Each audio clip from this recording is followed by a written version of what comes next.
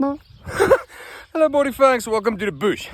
Guys, you know when you come to a campsite, then people hook up a caravan over there, but ouetjies kry bietjie skaam. Excuse me? Excuse me, you can't camp there? Okay. Yeah, get yourself a caravan job. Like that. Weet you. Yeah, it's very quiet inside. Ek dink die ou het homself vergas. Daar die poep inside hier. Hallo? Wie's die entrance?